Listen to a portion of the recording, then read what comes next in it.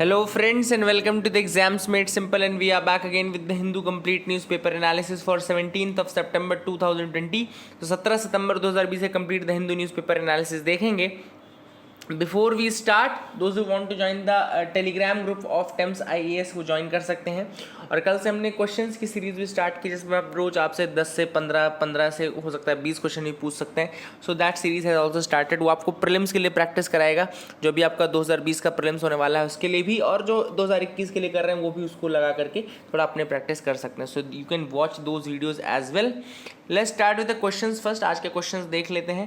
पहला क्वेश्चन है, consider the following statements with respect to the United Nation Commission on Status of Women. Status of women के regarding कौन कौन से statement सही है.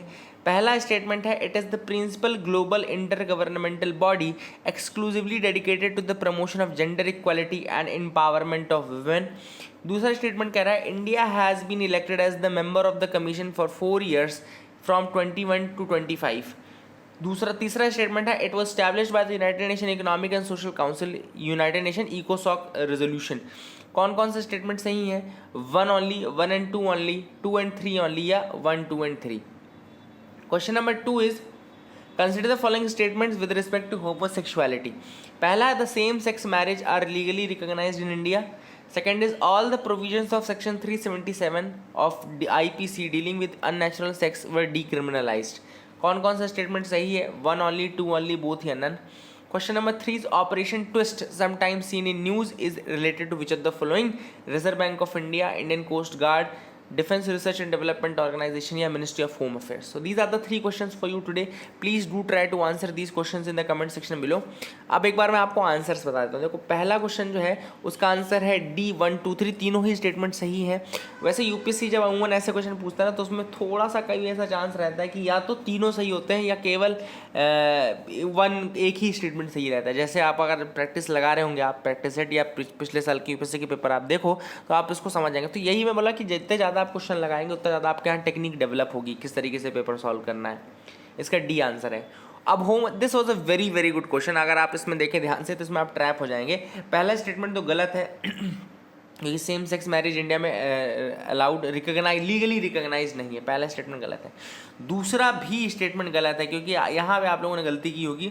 इसमें लिखा है, all the provisions of section 377 of IPC dealing with unnatural sex were decriminalise. ऐसा नहीं है, सारे प्रोविजंस को नहीं डिक्रिमिनलाइज किया गया था. देखो, कुछ एक unnatural sex with the animals, unnatural sex with the animals and unnatural sex with the child, ये दोनों अभी भी क्रिमिनलाइज्ड हैं. ऐसा नहीं कि सारे सेक्शंस को डिक्रिमिनलाइज कर दिया गया. तो इसलिए ये स्टेटमेंट भी आपका गलत हो जाता है.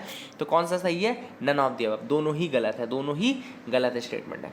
फिर तीसरा क्वेश्चन में हमने पूछा था कि operation twist sometimes seen in news recently is associated with which of the following. तो अब एक्चुअली ऑपरेशन ट्विस्ट जो है वो अमेरिका में, USA में आया था. वहाँ का फेडरल जो बैंक है, फेडरल बैंक ने लाया था. अब उसको कॉपी किया था यहाँ के रिजर्व बैंक ऑफ इंडिया ने. ऑपरेशन ट्विस्ट को रिजर्व बैंक ऑफ इंडिया ने यहाँ पे अपने हिसाब से, उसमें क्या होता है कि ओपन मार्केट ऑपरेशंस होते हैं ना, ओपन मार्केट ऑपरेशन जिसमें कि गवर्नमेंट सिक्योरिटी को खरीदा जाता है और गवर्नमेंट सिक्योरिटी को बेचा जाता है, तो ओपन मार्केट ऑपरेशंस किए जाते हैं. तो ये ऑपरेशन ट्विस्ट एक्चुअली में फेडरल बैंक अमेरिका में वहाँ से आया था, और उसके बाद फिर इंडिया में रिजर्व बैंक ऑफ इंडिया ने इसको इसी लाइन पे, इसी तर्ज में इसको किया. ठीक है ना. तो these are the things which you should remember. तो these were the 3 questions for you today. I hope you got clarity regarding them. आपको समझ में आ गया होगा और कुछ नया सीखने को मिला होगा. So let's start with the news analysis part now. पहली जो न्यूज़ है वो है फ्रंट पेज से, Russia inks pact to test supply Sputnik 5 vaccine to India. सबसे पहली बात, स्पुतनिक 5 अगर आपसे पूछा जाए तो क्या है? ये वैक्सीन है जो कि कोविड-19 के लिए बनाई जा रही है. कहाँ बनाई जा रही है? ये रशिया में बनाई जा रही है. अब रशिया में कौन सी बॉडी है? Russia direct investment fund, RDIF. ये पायलट कर रहा है रशिया का स्पुतनिक 5 कैंडिडेट वैक्सीन जो है. ठीक है ना. तो रशिया की वैक्सीन है स्पुतनिक 5 कोविड-19 की, और इसको कौन फंड कर रहा है? Russia direct investment fund, Russia direct investment fund. अब ये फेज 3 ट्रायल्स में चल रही है ये. और अब इंडिया में जो हैदराबाद है, हैदराबाद में एक बेस्ड है डॉक्टर रेड्डीज लेबोरेटरी. ओके, तो डॉक्टर रेड्डीज लेबोरेटरी के साथ इन्होंने बेसिकली ये MOU साइन किया है basically. And this is and subject to regulatory approvals in India supply 100 million doses of the vaccine. तो ये कहा जा रहा है बेसिकली अगर इंडिया में इसको अप्रूवल मिल जाता है जैसे, तो डॉक्टर रेड्डीज लेबोरेटरी के थ्रू ये 100 मिलियन डोजेज को वैक्सीन को ये सप्लाई करेंगे इंडिया में. ठीक है ना. So these are the thing which are very very important. तो doctor Reddy's lab which is in Hyderabad. उसने RDIF रशिया के साथ ये इंक किया है pact for Sputnik 500 million doses. Okay, now deliveries could potentially begin in late 2020 subject to the completion of successful trials and registration of the vaccine by the regulatory authorities in India. अब India में जब पहले तो एक तो vaccine successful हो जाए, phase 3 trials भी सक्सेसफुल हो जाए, उसके बाद इंडिया की जो रेगुलेटरी अथॉरिटीज़ हैं वो इसको अप्रूवल देने, तब जा करके ये डिलीवरी कहीं 2020 के एंड में हो सकता है कि स्पुतनिक 5 की हो जाए. Now this agreement does not include the manufacturing of the vaccine in India. लेकिन एक चीज़ इंपॉर्टेंट है कि ये जो एग्रीमेंट है इसमें वैक्सीन का मैन्युफैक्चरिंग इंडिया में अभी भी अवेलेबल नहीं है, लेकिन RDIF का कहना है कि they are still looking for the manufacturers. Okay, तो ये याद रखेगा कि ये जो डॉक्टर रेड्डी और RDIF का एग्रीमेंट है, रेड्डी का और RDIF का, ये दूसरा सबसे बड़ा एग्रीमेंट है वैक्सीन को लेकर के इंडिया में. इसके पहले हमको पता है कि एस्ट्राजेनेका और पुणे का जो सीरम इंस्टीट्यूट ऑफ इंडिया है, ओके, एस्ट्राजेनेका और पुणे का सीरम इंस्टीट्यूट ऑफ इंडिया है, वो ऑक्सफोर्ड वाली जो चैड OX1 करके वैक्सीन है उसके लिए ऑलरेडी उन्होंने पैक्ट किया है. इसके अलावा इंडिया में खुद भी बन रही है कोवैक्सिन नाम से, जिसको भारत बायोटेक हैदराबाद बेस्ड है, वो उसको बना रहा है. तो ये सब चीज़ें इंपॉर्टेंट है, याद रखिएगा. Okay, these are the things which are important. I hope you got clarity regarding that. अब चाइना देखो वही वाली बात होती है ना, जैसे बच्चों जैसा होता है कि नहीं सब तुमने किया, हमने कुछ नहीं किया. तो चाइना वही कह रहा है बार बार. कल राजनाथ सिंह ने जब ये मुद्दे उठाए थे कि चाइना अपने जो उनकी लाइन उसको क्रॉस किया है, चाइना ने एग्रेशन दिखाया है, फायरिंग की है, तो अब चाइना बोल रहा है नहीं सब आपने किया है, everything has been done by India, we have done nothing. हम वहाँ पे बैठे खड़े थे, है ना, अचार डाल रहे थे वहाँ पे. तो वही वाली बात है कि they are saying that they are not doing anything and everything has been done by India. So this is very bad attitude and इनको तो मारना चाहिए यार, क्या बोलें हम. चलो आगे मूव करते हैं. Let's move ahead. Environment minister offers solution for stubble burning. अब इन्वायरमेंट मिनिस्टर ने स्टबल बर्निंग का सोल्यूशन दिया. कैसे दिया है? The environment minister has said that government will give farmers a product developed by Pusa agriculture institute. तो Pusa agriculture institute है, उसने एक प्रोडक्ट डेवलप किया है, वही प्रोडक्ट अब फार्मर्स को दिया जाएगा. तो government will give the farmers a product developed by Pusa agricultural institute which can turn stubble into manure. Okay, तो मैन्योर में कन्वर्ट कर देगा स्टबल को. पूसा एग्रीकल्चर इंस्टीट्यूट द्वारा एक प्रोडक्ट डेवलप किया गया है जो कि स्टबल को किस में कन्वर्ट कर देगा? मैन्योर में. अब जब स्टबल को मैन्योर में डायरेक्टली कन्वर्ट कर देगा तो फिर स्टबल बर्निंग की जरूरत नहीं पड़ेगी उसको रिमूव करने की, है ना. तो स्टबल को रिमूव करने की जरूरत नहीं पड़ेगी. And the product is in the form of a capsule. Okay, this product in the form of capsules has to be mixed with water and spread on the straw to decompose it. Okay, तो ये जो product है ये capsules के form में, जिसको कि आप पानी में मिलाइए और उसके बाद पानी में मिला करके उसका एक बढ़िया स्प्रेयर बना करके स्प्रे कर दीजिए, ठीक है ना. तो basically this is the methodology that will be applied. याद रखिएगा, पूसा एग्रीकल्चर इंस्टीट्यूट उसने एक प्रोडक्ट बनाया है जो कि कैप्सूल्स के फॉर्म में है. कैप्सूल्स के फॉर्म में तो उसको पानी में मिक्स करना पड़ेगा और पानी मिक्स करके उसको एक स्प्रेयर में भर करके आप स्प्रे कर दीजिए ऑन द जो आपका स्टबल है, जो आपका स्ट्रॉ है. इट विल डिकम्पोज दैट, उसको डिकम्पोज कर देगा और उसको किस में कन्वर्ट कर देगा? उसको मैन्योर में कन्वर्ट कर देगा. अब देखो, मान लो ग्राउंड में इसका फायदा सबसे बड़ा क्या है, जैसे ग्राउंड है, ग्राउंड में इस तरीके से स्टबल है, अब यहाँ पे आपने उसको स्प्रे कर दिया, ठीक है ना, स्प्रे कर दिया इसको. अब स्प्रे करते ये पूरा मैन्योर में कन्वर्ट हो गया, तो इसको निकालना भी नहीं पड़ा और ग्राउंड में पूरा मैन्योर मिल गया, है ना. तो इससे क्या होता है? ग्राउंड की फर्टिलिटी भी आपकी इंक्रीज होगी. ग्राउंड की जो फर्टिलिटी है दैट विल ऑल्सो इंक्रीज. तो these are the twin benefits. किसमें? एक तो आपको स्टबल बर्निंग नहीं करनी पड़ी, दूसरा आपकी जो ग्राउंड थी उसकी फर्टिलिटी भी आपने इंक्रीज कर दी just by converting the stubble into the manure. So that has been the advantage of this. So this is something which is important, you should remember this. आगे मूव करते हैं, देखते हैं और क्या इंपॉर्टेंट न्यूज आइटम्स है. Farmers fear end of MSP regime. अब farmers को डर लग रहा है कि एमएसपी रिजीम भैया जाने वाली है. क्यों जाने वाली है? क्योंकि अभी रिसेंटली बहुत सारे बिल लाए जा रहे हैं और डीरेगुलेशन की बात की जा रही है. अब आपको सबसे पता है एसेंशियल कमोडिटीज एक्ट डीरेगुलेशन, कल भी मैंने आपको बताया था वो चीज़ की. डीरेगुलेशन का मतलब क्या होता है कि मार्केट डिपेंडेंट हो जाएगा पूरा रेट प्राइस, है ना. जब सब कुछ मार्केट डिपेंडेंट हो जाएगा तो इसका मतलब कि प्राइवेट प्लेयर्स का रोल बढ़ जाएगा और गवर्नमेंट अपना रोल घटाने लगी है. तो यही डर लोगों को लग रहा है. उनको डर ये लग रहा है कहीं ऐसा तो नहीं कि गवर्नमेंट साइड से एमएसपी लेकर के निकलने वाली, खिसकने वाली, वो नहीं देना चाहते हैं ना. सो अभी जो काफ़ी बिल्स पास हो रहे हैं उसमें काफ़ी ज़्यादा उनको ये फियर लग रहा है कि एमएसपी रिजीम हो सकता है एंड हो जाए और कॉर्पोरेट्स को फायदा देने का काम किया जाए। अब जैसे एक बिल अभी कल भी लाया गया था, produce trade and commerce promotion and facilitation bill, ठीक है, produce trade and commerce promotion and facilitation bill.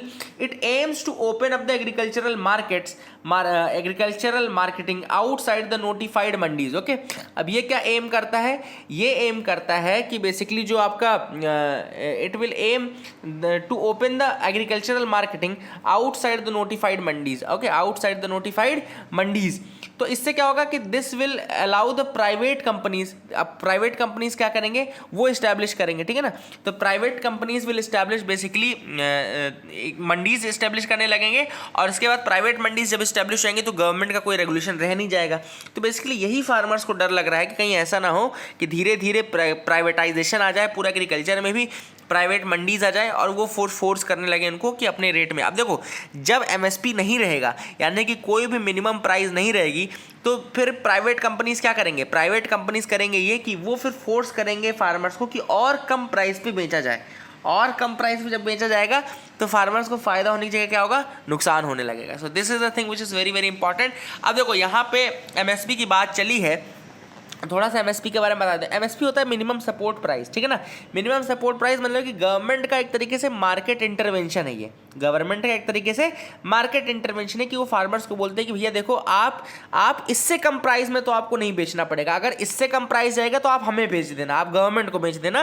तो गवर्नमेंट एक बिल्कुल बेस प्राइस सेट कर देता है हर प्रोडक्ट का, अलग अलग फैक्टर्स को देखते हुए कि क्या कैसे है, कितना डिमांड है, कितना सप्लाई है, कितना स्टैंडर्ड ऑफ लिविंग चाहिए, सारी चीज़ों को देखते हुए गवर्नमेंट सेट करता है उसको। और इसमें क्या मेन एक रिकमेंडेशन कौन करता है? इसमें रिकमेंडेशन करता है CACP, commission for agricultural cost and prices. याद रखिएगा, रिकमेंडेशन बहुत इंपॉर्टेंट है, पूछा जाता है कई बार यूपीएससी में पूछ चुका है क्वेश्चन कि कौन रिकमेंड करता है। तो रिकमेंड करता है एमएसपी CACP, यानी कि commission for agricultural cost and prices लिखा हुआ है, याद रखना इसको। Commission for agricultural cost and prices, ये इसको रिकमेंड करता है। और फाइनली जो इसका अप्रूवल है वो cabinet committee on economic affairs करता है। तो जो अप्रूवल है वो cabinet committee on economic affairs करता है, और जो रिकमेंडेशन है वो CACP यानी कि commission for agricultural cost and prices करता है। अब ये जो गवर्नमेंट फिक्स करती है, ये बेसिकली फिक्स करती है सोइंग के टाइम पे फिक्स कर दिया जाता है ना। और ये देखा जाता है कि कहीं ऐसा ना हो कि बम्पर प्रोडक्शन में बहुत ज़्यादा कहीं इनका प्राइसेस घट जाए। एमएसपी का मेन ये है कि जब बम्पर ईयर आएगा, मतलब बम्पर ईयर मतलब कि हार्वेस्ट जब ये बहुत ज़्यादा हो गई, तो बम्पर ईयर में तो फिर प्राइस बहुत घट जाएंगे।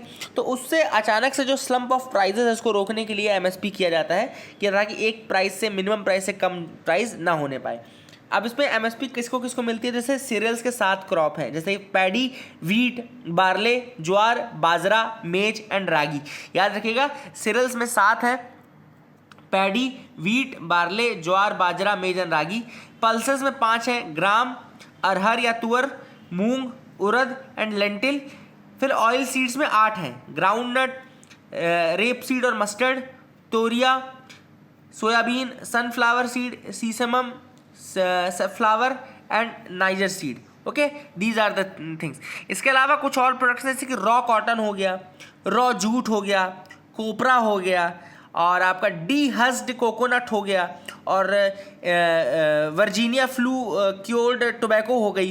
तो ये सारे के लिए भी एमएसपी दिया जाता है। अब एक और इम्पॉर्टेंट चीज़ याद रखना है आपको कि शुगर केन के केस में भी एमएसपी दिया जाता है, लेकिन उसको एफआरपी बोलते हैं, यानी कि फेयर एंड रिम्यूनरेटिव प्राइसेस बोला जाता है, ठीक है ना। The term is fair and remunerative prices, it is used for the sugar cane. तो एक बार प्रोडक्ट्स फिर से आप याद रखिएगा जो मैंने बताए, सीरियल्स, पल्सेस, ऑयल सीड याद रखिएगा। उसके अलावा रॉ कॉटन, रॉ जूट, कोपरा, डीहस्ड कोकोनट, और इसके अलावा शुगर केन का मैंने आपको बताया कि इसमें फेयर एंड रिम्यूनरेटिव प्राइसेस होते हैं, और वर्जीनिया फ्लू क्योर्ड टोबैको।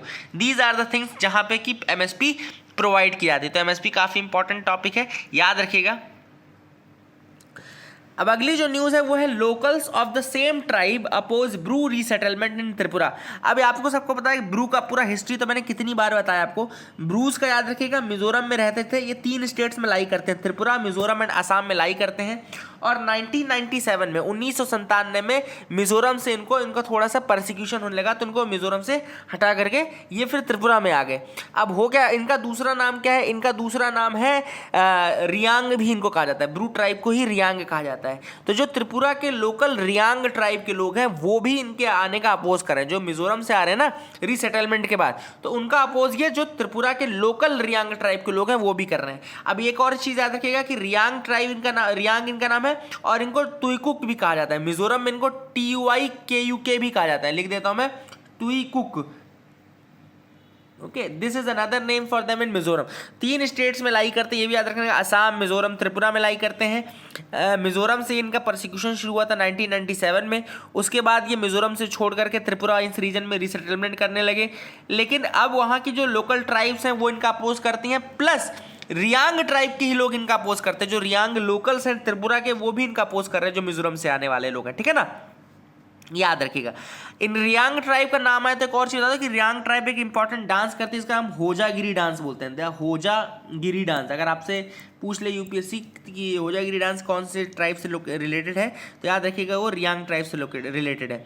और रिपब्लिक डे का टैब्लो जो था वो भी होजागिरी डांस का था, एक साल 2017 का, शायद 16-17 का टैब्लो था, तो ये भी आप याद रखिएगा। सो आगे मूव करते हैं, देखते हैं और क्या इंपॉर्टेंट न्यूज़ आइटम्स है जिनके बारे में हमको जानना है। We can move ahead. तो now we are coming to the editorial section. Editorial में आते हैं, nationalism and the crisis of federalism, this is the editorial for today. अब यहाँ पे ऑथर ने सबसे पहले बताया कि there are 3 forms of nationalism. जो इंडिया था, इंडिया के टाइम में, इंडिया का अगर पूरा इतिहास उठा करके देखो तो 3 तरीके के पॉसिबल नेशनलिज्म थे। पहला जो था that was the idea of a community nationalism. Community nationalism मतलब कि एथनो रिलीजियस ग्रुपिंग के टर्म्स में एक कम्युनिटी बोलती है कि अगर हम शेयर्ड कल्चर वाली कम्युनिटी है तो हमारा खुद का एक रिलीजन, हमारा खुद का एक नेशन होना चाहिए, ऐसी ही दूसरी कम्युनिटी बोलती है। इस कम्युनिटी में आते जैसे हिंदू महासभा आ गया और मुस्लिम लीग आ गई।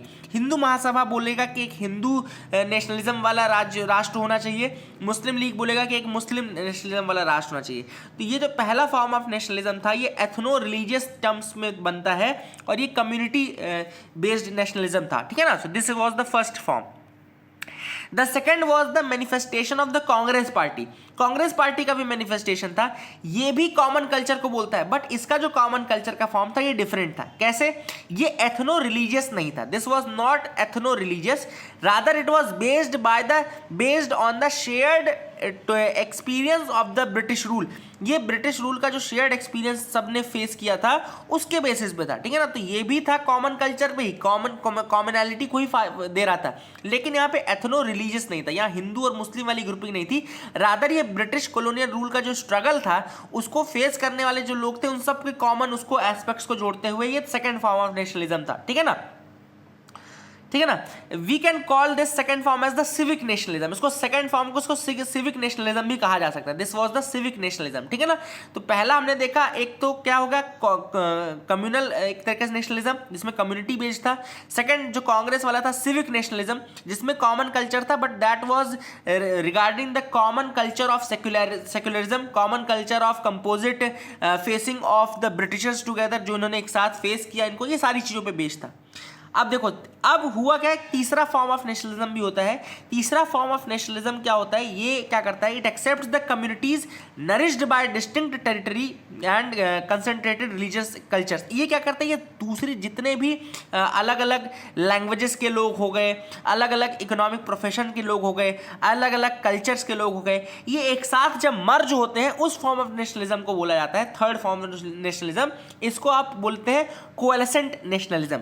This is known as the coalescent nationalism. जब सारे अलग अलग फॉर्म के, अलग अलग कल्चर के, अलग अलग लैंग्वेज के लोग एक साथ मर्ज होते हैं, then that is known as the coalescent nationalism. Coalesce बोलते हैं ना कि आपने सब चीजें मर्ज कर दी, मिक्स कर दी, तो ये एक फॉर्म ऑफ नेशनलिज्म होता है, ये कोएलिसेंट नेशनलिज्म कहलाता है। तो ऑथर ने कहा कि जब इंडिया इंडिपेंडेंट हुआ, आजाद हुआ, तो हम सिविक नेशनलिज्म से आगे बढ़े। We went for ahead with the civic nationalism, क्योंकि हम अलग अलग उस समय हम लैंग्वेज को देखो, अगर आप इसका एग्जाम्पल देखो तो उस समय जो कुछ कमिटीज़ बनाई गई थी, वो कमिटीज़ भी ये बोल रही थी कि नहीं, लैंग्वेज क्राइटेरिया नहीं होना चाहिए। मतलब वो इस तरीके से सेपरेशन नहीं चाहते थे कि इस तरीके से विवाद हो, इस तरीके से लोग अलग रहें, ये सब चीज़ें नहीं चाहते थे। अलग अलग जो डिफरेंट कल्चर्स की एक स्पेसिफिक वो होती है, उसको वो वैल्यू नहीं दे रहे थे। तो स्टार्टिंग में हम सिविक नेशनलिज्म में आगे बढ़े। हम वैल्यू किसको दे रहे थे? जो शेयर्ड हमारा कल्चर था, शेयर्ड हमारा फाइट था अगेंस्ट द ब्रिटिशर्स, हम उसको महत्व दे रहे थे। इसलिए 1950 में जब कॉन्स्टिट्यूशन फाइनली आया फोर्स में, तो हम सिविक नेशनलिज्म से आगे बढ़े। लेटर ऑन 1956 के बाद अगर आप देखो, जब लैंग्वेज के बेस में 1953 में आंध्र प्रदेश बना, उसके बाद 1956 में स्टेट रीऑर्गेनाइजेशन कमीशन लाई गई। उसके बाद जो है हमने बाकी डिफरेंट कल्चर्स को, डिफरेंट लैंग्वेजेस को, सबको प्रेफरेंस देना शुरू किया और वो कोएलिस करके फिर कोएलिसेंट फॉर्म ऑफ गवर्नेंस बना। तो कोएलिसेंट नेशनलिज्म आता है फिर बॉम्बे, महाराष्ट्र, गुजरात, ये सारे अलग अलग, पंजाब हो गया, ये सारे स्टेट्स नए कार्व आउट किए जाते हैं, है ना। तो this was the form of your coalescent nationalism. And यही है कि फिर हम ये जो फिर हम होल्डिंग टुगेदर फॉर्मुलेशन में आ गए। From coming together variety, what is we called coming together form of linguistic federalism, ठीक है ना। होल्डिंग टुगेदर से हम मूव करके फिर कमिंग टुगेदर में आ गए। मतलब फिर अब बाकी जब स्टेट्स बन गए लैंग्वेजेस के बेसिस पे, तो फिर वो अपने आप एक उन्होंने यूनियन बनाए, स्ट्रॉन्ग यूनियन, जो कि इंडिया कहलाता है, ठीक है ना। पहले क्या हो रहा था, इंडिया फोर्सफुली इनको होल्ड करना चाह रहा था, that was the holding together. But what happened later on is that कि फिर जब ये लिंग्विस्टिक फॉर्म में, लिंग्विस्टिक फेडरलिज्म के फॉर्म में ये स्टेट्स बनने लगे, so they wanted to be a part of Indian constitution, they wanted to be a part of that. देखो इंडिया में अगर अपन आज देखें कि किस तरीके का पॉलिटी है, तो आज भी इसको होल्डिंग टुगेदर ही बोलेंगे, क्योंकि हमारे यहाँ स्टेट्स अलग नहीं हो सकते। They can not say that they want to become a different nation. Gujarat बोले कि हमको डिफरेंट नेशन बनना है, मध्य प्रदेश बोले, ऐसा नहीं हो सकता। इसलिए उसको बोला जाता है होल्डिंग टुगेदर ही बोला जाता है। बट इसमें कुछ फीचर्स, जब हमने 1956 के बाद कोएलिसेंट नेशनलिज्म के फॉर्म में हम आए, तो इसमें कुछ फीचर्स फिर आपके होल्डिंग टुगेदर की जगह कमिंग टुगेदर के भी आने लगे, क्योंकि फिर स्टेट्स खुश हो गए। जब स्टेट्स को ये लगा कि यार हम चलो लैंग्वेज के बेसिस में बन गए हैं, ये है हमारे एक लैंग्वेज बोलने वाले लोग, तो फिर वो they were happy in becoming a part of Indian constitution. So that is what the author is saying that. अब ऑथर ने वही कहा है कि यहाँ पे कोएलिसेंट फॉर्म ऑफ जो नेशनलिज्म है, that is very very good. And लेकिन इंडिया में जो फेडरलिज्म है, वो आज भी कहीं ना कहीं थोड़ा एक यूनिटरी अप्रोच लेकर के चल रहा है। तो ऑथर का ये कहना है कि जो इंडिया का फेडरलिज्म है, there is a difference between nationalism and federalism. Author ने कहा है नेशनलिज्म तो ठीक है, कोएलिसेंट बेस्ट है, लेकिन that coalescent nationalism must lead to federalism also. वो फेडरलिज्म भी उस वे फॉरवर्ड होना चाहिए। तो हर स्टेट को इक्वली ट्रीट करना है, हर स्टेट को उसके ऑटोनॉमस थोड़ा पावर्स देने चाहिए, थोड़ी बहुत तो उनको ये देनी चाहिए। तो that is the basic principle of federalism, है ना। फेडरलिज्म में यही होता है कि थोड़ा ऑटोनॉमी आप देते हो, डिसेंट्रलाइज करते हो पावर को, ये सारी चीज़ें। बट वही चीज़ होता है कि कोएलिसेंट नेशनलिज्म तो हो गया, लेकिन फेडरलिज्म में आज भी हम यूनिटरी फॉर्म में ही चल रहे हैं, कहीं ना कहीं ज़्यादा हम यूनिटरी फॉर्म में। तो स्टेट्स को इक्वल की तरह नहीं ट्रीट किया जाता है। We are not treating states as equal. The contemporary crisis of federalism is due to the attack on coalescent democratic Indian nationalism.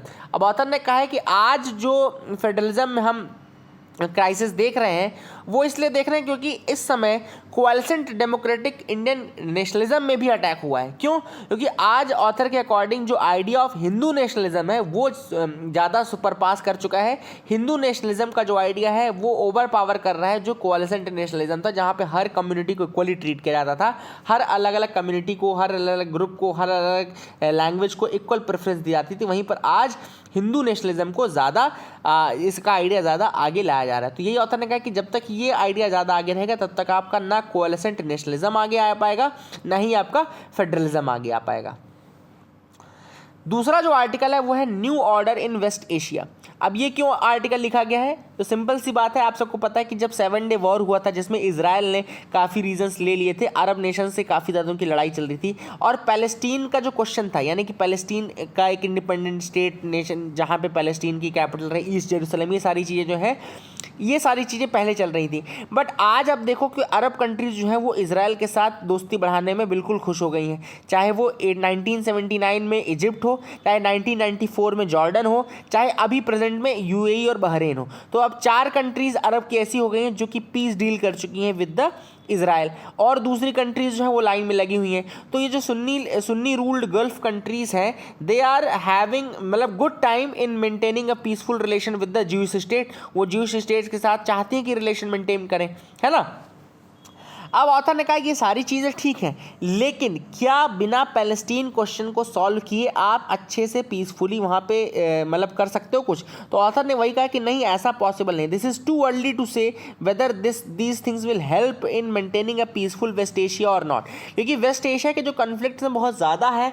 और ऑथर ने जो आर्ग्यूमेंट दिया है वो ये दिया है कि ये वो कंट्रीज़ हैं जैसे यूएई हो गया, इजिप्ट हो गया, जो पहले भी इतना ज़्यादा उनका मतलब इशू नहीं था। तो ऑथर ने कहा कि ये कंट्रीज़ अभी वही वाली कंट्रीज़ है जिनका बहुत ज़्यादा इशू नहीं था, और मेन जो इशू वाली कंट्रीज़ हैं वो आज भी अभी भी इजराइल के साथ फ्रेंडली रिलेशन नहीं रखे हैं। पहला पॉइंट तो ये। दूसरा पॉइंट इनका ये कहना है कि जो ये अरब कंट्रीज़ हैं अगर वो जा रही हैं तो कुछ दूसरे प्लेयर्स भी आ रहे हैं, ठीक है ना। तो दूसरे प्लेयर्स भी आ रहे हैं, इस कारण से ऑथर ने कहा है कि new players are taking the place of the old players. Okay, so that is the thing which author wants to say कि नए प्लेयर्स आ गए हैं बैक रूम में, जैसे कि ईरान आ गया है, ये आ गए हैं। तो ईरान के आने के कारण क्या है कि थोड़ा उसमें भी फिर कैलकुलेशन चेंज हो जाता है, ठीक है ना। अब ऑथर ने एक और चीज़ बोली, जैसे अरब पीस इनिशिएटिव था जो 2002 में स्टार्ट हुआ था, Arab peace initiative, that is crumbling, वो क्रम्बल जरूर कर रहा है, but it does not mean that the Palestinian question is fading away. Arab peace initiative याद रखिएगा 2002 में सऊदी अरेबिया ने स्टार्ट किया था, जिसमें उन्होंने कहा था कि ईस्ट जेरूसलम कैपिटल बनेगा, पैलेस्टीन रहेगा, और इसराइल जो है वो बाकी जो वेस्ट बैंक है, गाजा स्ट्रिप है, ये सारी चीज़ें जो हैं ये इसको वापस करे, ये सारी चीज़ें। तो वही ऑथर ने कहा है, प्लस ऑथर ने कहा कि ये अरब पीस इनिशिएटिव जरूर क्रम्बल कर रहा है, बट इसका मतलब ये नहीं कि पैलेस्टीन का क्वेश्चन फेड अवे हो रहा है। न्यू प्लेयर्स आर कमिंग, जैसे कि Iran, Turkey and its allies, they are coming. Okay, तो ये जो शिफ्ट है ये कंसर्निंग है, और जब तक आप पैलेस्टीन के क्वेश्चन का आंसर नहीं निकाल लेते हो तब तक बहुत मुश्किल है कि आप ये पूरी इशू को सॉल्व कर पाओगे।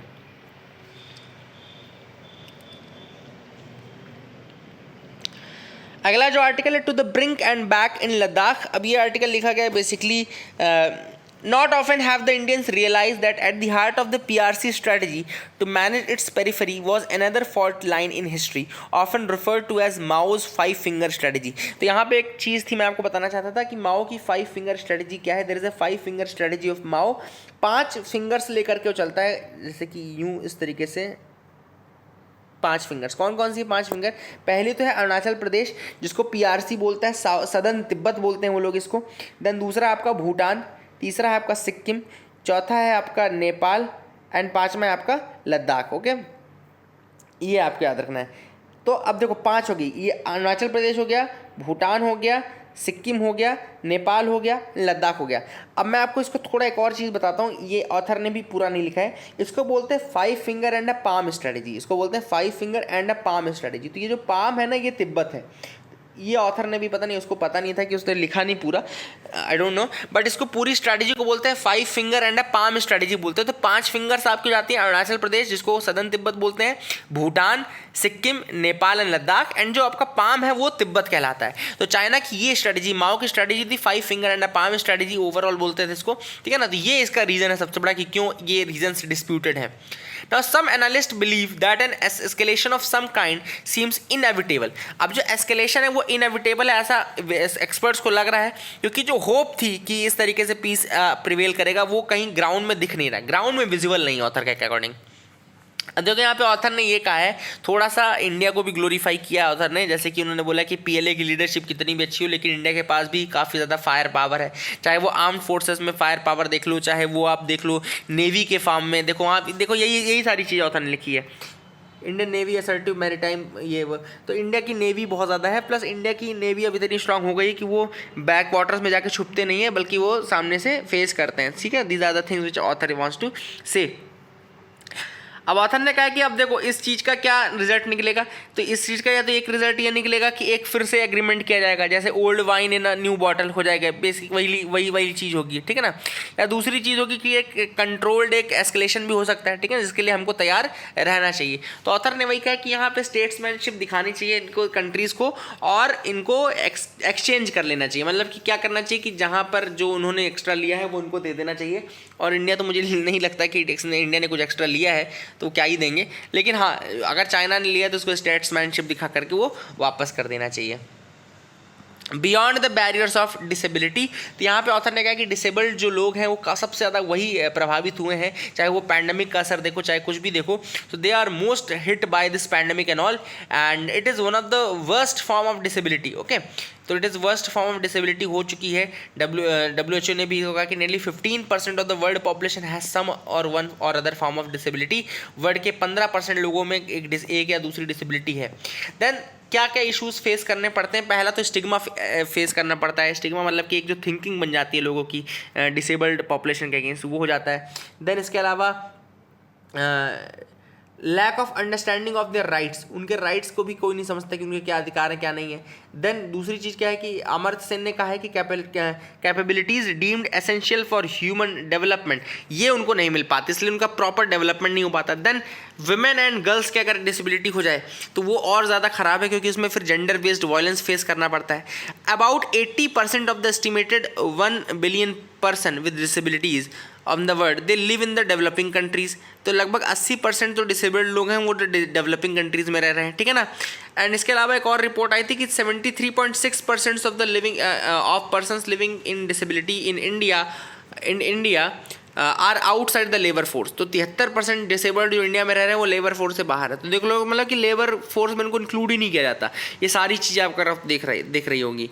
देन यूनेस्को ने एक रिपोर्ट निकाली थी, state of education report. Okay, state of education report कौन निकालता है? यूनेस्को निकालता है, याद रखिएगा। स्टेट ऑफ एजुकेशन रिपोर्ट कौन निकालता है? यूनेस्को निकालता है। इसने एक्नॉलेज किया था that inclusive education is complex to implement and requires a fine understanding of the diverse needs of the children and their families across different context. तो ये सारी चीज़ें कि अगर हम चाहते हैं कि इंक्लूसिव डेवलपमेंट हो या एजुकेशन सबको प्रोवाइड हो पाए, तो हमको ये सारी चीज़ें भी देखनी पड़ेंगी। And specially children with disabilities, उनके एनरोलमेंट को इम्प्रूव करना है, उनके एजुकेशन लेवल को इम्प्रूव करना है, ठीक है ना। एक यूनेस्को की पार्टनरशिप में एक प्रोग्राम चलता है globally, UNESCO has joined it's partners in the global action on disability, glad network. याद रखिएगा यूनेस्को का ग्लैड नेटवर्क, अगर आपसे पूछे ग्लैड नेटवर्क किसके रिगार्डिंग है तो ग्लोबल एक्शन ऑन डिसेबिलिटी बोलते हैं, ग्लोबल एक्शन ऑन डिसेबिलिटी बोलते हैं। It is the GLAD network to raise the awareness about the need to put in place strategies to mitigate the impact of school closures on learners with disability. तो GLAD network basically काय के लिए कि क्या impact पड़ता है स्कूलों के बंद होने में on the persons with disability, specially childrens with disabilities के ऊपर, ठीक है ना। That is the thing. और जो न्यू एजुकेशन पॉलिसी है उसमें भी it provides an historic opportunity to utilise the immense potential, मतलब कि जो NEP 2020 आएगा उसमें हो सकता है बहुत ज़्यादा अपॉर्चुनिटी प्रोवाइड होती है कि वो जो डिसेबल्ड स्टूडेंट्स हैं उनसे कुछ अच्छा निकाल के दिखाएं, ठीक है ना। So these are the things which are there. I hope you got clarity. Lok Sabha not to amend the banking act, तो लोकसभा ने परमिशन दे दी है to amend the banking regulation act of 1949। Banking regulation act 1949 को अमेंड करके क्या किया जाएगा? Basically it will bring the cooperative banks under the direct supervision of the RBI की डायरेक्ट सुपरविजन में इनको कोऑपरेटिव बैंक्स को रखा जाएगा। And it will bring them under some और other governance norms, same governance norms as commercial banks. तो cooperative banks को same governance norms में लाया जाएगा, कोऑपरेटिव बैंक्स को सेम गवर्नेंस में लाया जाएगा एज द कमर्शियल बैंक्स। और बैंकिंग रेगुलेशन एक्ट 1949 को अमेंड किया जाएगा, कोऑपरेटिव बैंक्स को डायरेक्टली डायरेक्ट सुपरविजन में लाया जाएगा RBI के, ठीक है ना। तो ये आपको याद रखना है। It will allow the RBI to amalgamate or reconstruct a stressed cooperative bank without first imposing a moratorium। तो एक और चीज़ है, पावर मिल जाएगी RBI के पास कि वो amalgamate कर सकता है या reconstruct कर सकता है stressed cooperative bank को without imposing a moratorium, बिना moratorium impose किए ही वो चाहे तो stressed cooperative bank को अगर वो चाहे तो amalgamate या reconstruct कर सकती है। तो these are the things which are there। I hope you got clarity regarding that। आपको इसको याद रखना है। आगे मूव करते हैं, देखते हैं क्या इंपॉर्टेंट न्यूज़ आइटम्स हैं। New parliament project Tatas 861 crore bid is lowest, तो टाटा का प्रोजेक्ट मिल गया है बेसिकली। एंड 861 करोड़ टाटा ने डाला था, टाटा कंस्ट्रक्शन ने सबसे कम, और 865 उसके बाद लार्सन एंड टर्बो का था 865, तो 4 करोड़ से वो मिस कर गए, ठीक है ना। ये आपको याद रखना है। आगे मूव करते हैं, देखते हैं क्या इंपॉर्टेंट न्यूज़ आइटम है। तो आगे यहाँ तो कोई ऐसी खास नहीं दिख रही है। So that is it for the day, friends. I hope you liked our video and keep loving us, keep sharing us, and thank you and have a nice day.